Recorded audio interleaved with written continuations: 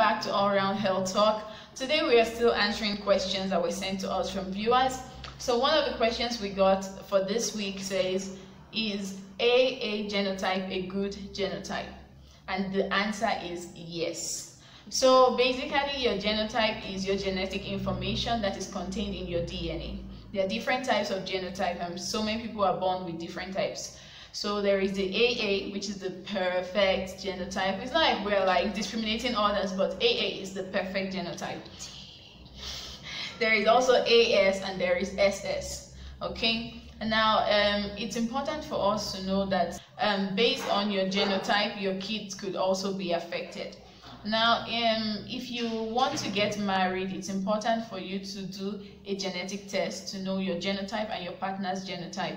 The idea is for you to avoid health problems in the lives of your kids, because people could be in love and be blinded by love, but at the end of the day, you have to think of your children. So if you're AA and you're getting married to someone who is AA, 50%, 100% of your kids are going to come out with AA, so you have no problem.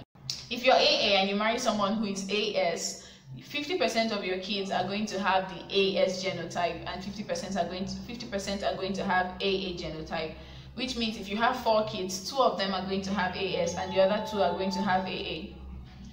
AS is not really bad. It means you're a carrier of sickle cell disease, but it doesn't mean that you have it. Now, the risk increases when you, as someone who has AS, marry someone who has SS or marry someone else who has AS. Which means if you're AS and you marry another AS, and let's say you have 4 children, one of that child is going to have AA, 2 of them are going to have AS, and 1 of them is going to have SS, which means 2 are going to be carriers of sickle cell and 1 is going to be an actual patient of sickle cell disease.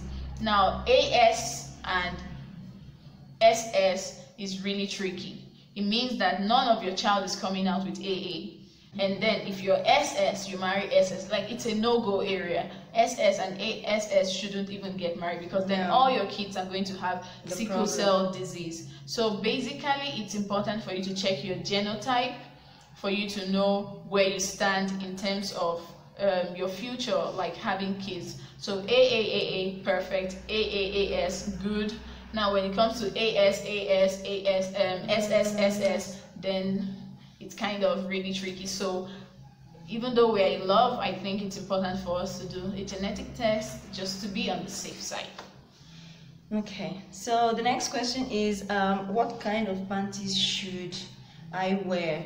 This is mostly about the ladies. Well, these studies that have shown that cotton panties help to prevent the appearance of infection, especially the yeast vaginal infection. Now, this does not mean that if you wear cotton panties all the time, you stand no chance or you stand no risk of getting vaginal infections. No, it only helps you to reduce the risk, because due to the type of fabric, that is cotton fabric, it has the advantage of being able to breathe, right? Breathe in the sense that it helps the circulation, the free circulation of air, so thereby maintaining your crotch area as dry as possible. Now, we all know that when it comes to moist, damp areas, these areas favor the growth of yeast or fungus. So the drier your vagina, the less chance of you developing vaginal infections. But wearing 100% cotton panties, or maybe the panties that come with the cotton material in the crotch area, doesn't have to be 100% cotton, but at least they should have the cotton lining in the crotch area. Now, wearing that all the time can help you prevent this yeast infection, but we all know that there are other factors that can also cause you to have vaginal infections, not just the type of panties you wear. So cotton panties generally help you to reduce the chances of getting yeast infection, and maybe any other kind of material that just helps the free circulation of air to maintain your crotch area dry as possible, can also help you to reduce vaginal infections, but principally the cotton panties. So that's all we have for you guys today. I hope you guys have learned a lot, and of course, if you have more questions, send us more questions, please. We're ready to answer you guys, and I don't know, just give you the answer to all the questions that you have. So in case these answers create more questions for you, don't hesitate to send them. Yeah, don't forget to like, give a thumbs up, don't forget to subscribe, and share to others. Like, just spread it. We want to educate everyone, as many people as possible, so please don't forget to share to everyone.